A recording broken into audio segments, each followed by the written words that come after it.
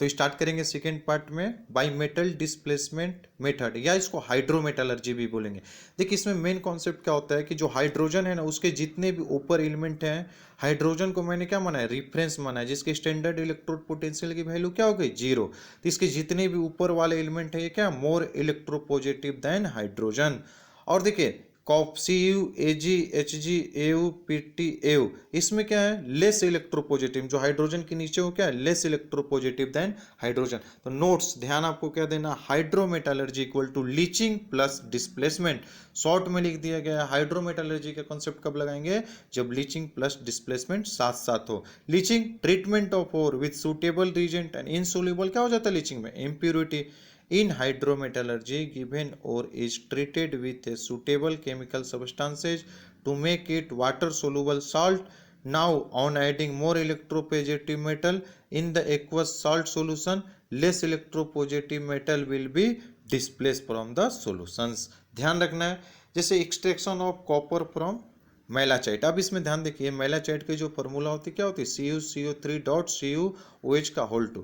तो यहाँ से देखिए पहले कैल्सिनेशन कराया तो CuO plus CO2 plus H2O में ब्रेक हुआ, CuO प्लस H2SO4 के साथ रिएक्शन कराया, लीचिंग एजेंट की तरह काम करेगा। तो किसमें, CuSO4 aqua solution plus H2O, तो CuSO4 अब फेरस क्या गया ऐड किया मैंने, तो क्या बना FeSO4 प्लस Cu।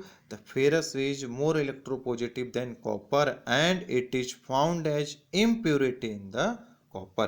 ध्यान रखेंगे ये एमलगमेशन। नेक्स्ट सिल्वर और गोल्ड के लिए तो नाम याद ही रखना है, वेसल्स आयरन एंड प्लेटिनम कराता। सिंपल सी रिएक्शन है इसमें, Ag2S प्लस CuCl2 क्या बनेगा, 2AgCl प्लस CuS। देखिए कभी भी ये इनऑर्गेनिक के जितने भी रिएक्शन है, आप सबसे पहला काम करेंगे एक का कटायन और दूसरे का एनायन जोड़ने के लिए। कुछ भी रिएक्शन नहीं आ रहा है, कटायन और एनायन को ब्रेक कर कर एक दूसरे से जोड़ेंगे। फिर electrolytic reduction, metals which are less electropositive than hydrogen can be extracted by passing electricity into their aqueous solutions. For example, alkali and alkaline earth metals cannot be extracted by passing electricity into their aqueous solution। देखिए alkali और alkaline earth metal में by passing electricity से नहीं होगा, क्यों, क्योंकि hydrogen will be displace at cathode. These metals can be extracted by passing electricity into molten state, aqueous state में नहीं, किस स्टेट में, मोल्टेन स्टेट में। फॉर एग्जाम्पल, एक एग्जाम्पल से आपको समझाया गया है, by passing electricity into aqueous solution of NaCl। तो यहाँ पर देखिए NaCl सोडियम कैसा है, अल्कली अर्थ मेटल, लेकिन एक्वस सोल्यूशन में क्या हो जाएगा, इसके मोल्टेन स्टेट में पास करेंगे, क्योंकि हाइड्रोजन कैथोड पर देखिए हाइड्रोजन डिस्प्लेस हुआ, इसीलिए इसके इलेक्ट्रोलाइसिस किस स्टेट में करेंगे, मोल्टेन स्टेट में। सो फ्यूज्ड NaCl में ध्यान रखना आपको, कैथोड पर जो रिएक्शन होती है Na+1 इलेक्ट्रॉन क्या हुआ Na, एनोड पर जो रिएक्शन होगी 2Cl माइनस किस में गया, Cl2+2 इलेक्ट्रॉन। अगला example, extractions of Ag from AgNO3, AgNO3 plus H2O किस में ब्रेक हुआ, Ag plus plus NO3 minus, oxidation state कितना हुआ, +5, H2O में H plus plus OH minus. एथ कैथोड पर क्या रिएक्शन हुआ, Ag प्लस प्लस 1 इलेक्ट्रॉन किस में गया, Ag में। एथ एनोड पर क्या हुआ, 4OH माइनस किस में गया, 2H2O plus O2 plus 4 electron. दोनों कैथोड और एनोड पर ये रिएक्शन ध्यान रखेंगे। फिर अगला कॉन्सेप्ट आता है इलियंगन्स डायग्राम के। देखिए इसकी जो कैरेक्टरिस्टिक होती है कि इसमें क्या होता है, अगर मान लीजिए इंट्रोपी और इंथैल्पी को जीरो किया तो मे भी पॉसिबिलिटी ये भी है कि डेल जी जीरो हो सकता है।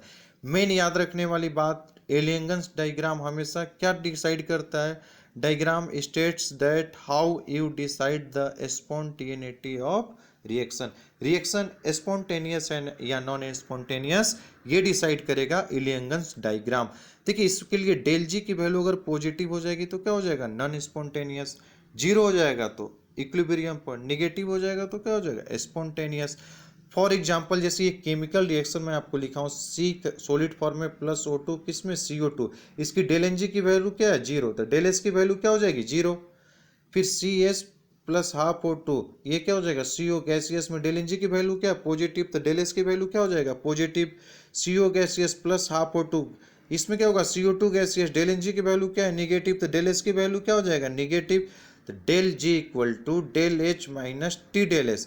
तो यहाँ ध्यान रखने वाली बात, वहाँ से अगर आपको डेल एस की वैल्यू मिल चुकी है, for example del G equal to del H minus T del S, तो ये C S plus half O two gas किसमें कन्वर्ट हुआ, सीओ में था। डेल एस की वैल्यू क्या है, पॉजिटिव, एच क्या है, कांस्टेंट, इसलिए डेल जी की वैल्यू क्या हो जाएगी, निगेटिव। जब डेल जी की वैल्यू निगेटिव है तो रिएक्शन कैसा हो जाएगा, स्पॉन्टेनियस। ठीक है, तीनों रिएक्शन के लिए मैं एक ग्राफ ड्रॉ कर दिया हूँ। C plus O to C O constant, यहाँ क्या है डेल जी की वैल्यू 0, एक में डेल जी की वैल्यू निगेटिव है, मीन्स ग्राफ ऊपर से नीचे की तरफ आ रहा है, और एक में पॉजिटिव है मीन्स ग्राफ नीचे से ऊपर की तरफ जा रहा है। शॉर्ट ट्रिक याद रखेंगे इसकी, डेल जी हमेशा वाई एक्सिस पर रहेगा, टेम्परेचर एक्स एक्सिस पर रहेगा।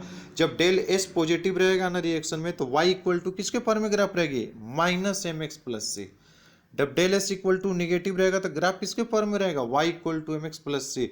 सो डेल एस इक्वल टू 0 रहेगा तो ग्राफ किसके फॉर्म में रहेगा, Y equal to C. Third characteristic में क्या होता है, फेज चेंज। जब भी फेज चेंज की बात करेंगे ना तो स्लोप के बारे में, डेट इज सॉलिड से लिक्विड, लिक्विड से क्या हो जाएगा, गैस। तो डेल जी और टी के बीच में तो फेज चेंज सॉलिड से लिक्विड और लिक्विड से गैस, ये क्या ग्राफ फेज चेंज के बारे में बता रहा है। अब वही चौथा एग्जांपल देखिए, metal plus oxide, metal oxide del H क्या है, निगेटिव एक्सोथर्मिक। यही एक बार मेटल ऑक्साइड को एम प्लस ओ टू, तो कितना डेल जी की वैल्यू -12, एक बार जो नीचे वाला एन प्लस ओ टू, दोनों रिएक्शन को ऐड किए, फाइनली ये क्या गया, डेल जी की वैल्यू -200 kg, निगेटिव है, क्या हो जाएगा, स्पॉन्टेनियस। और सेकेंड वाले के केस में पॉजिटिव आ गया तो नॉन स्पॉन्टेनियस। मीन्स एक पॉइंट और याद रखना है, lower metal can reduce the above metal oxide below the given temperature, and coke is used as reducing agent above 710 degree Celsius. Below 71 degree Celsius, carbon monoxide is used as reducing agent. Aluminum can reduce to alumina by coke above 2000 degree Celsius, but the method is highly economical. फिर अगला question देखिए, del G equal to क्या, -1000 kg -11,000 kg। तो यहाँ पर देखिए question में temperature mention, which of the following statement is correct. तो देखिए स्टेटमेंट 1 बिलो मैग्नीशियम क्या करेगा, Al2O3 को क्या करेगा, रिड्यूस कर देगा। एबव क्या करेगा, एबव में एल्युमिनियम रिड्यूस कर देगा, किसको, MgO को, क्योंकि आगे स्टेटमेंट आपको बताया गया, lower metal can reduce the above metal oxide below the given temperature. Below the given temperature पर लोअर मेटल एवं मेटल ऑक्साइड को रिड्यूस करेंगे, तो हायर पर क्या कर देंगे, हायर में जस्ट अपोजिट हो जाएगा। फिर अगला इसके बाद कॉन्सेप्ट आता, छोटे से कॉन्सेप्ट, एसिडिक फ्लक्स, किसको, use to remove basic impurity. Example ध्यान रखना आपको, BTO3 SiO2 Na2 P4O7 P4O10 etc. Basic flux use to remove acidic impurities, CaCO3 MgCO3 calcium oxide, magnesium oxide और फेरस ऑक्साइड। फिर अगला इसमें कॉन्सेप्ट होता है slag, it is obtained as fusible mass and immiscible with metal, liquid metal, इस density and melting point क्या हो जाएगा, lower than metal. It's also prevent metal from air oxidation. For example SiO2 plus CO क्या, CaSiO3 slag, SiO2 plus APO क्या हुआ, ApSiO3 slag. अगला इसमें जो कॉन्सेप्ट आता है रिफाइनिंग और प्यूरिफिकेशन ऑफ क्रूड मेटल, जो कि अगले वीडियो में देखेंगे, रिफाइनिंग और प्यूरिफिकेशन ऑफ क्रूड मेटल।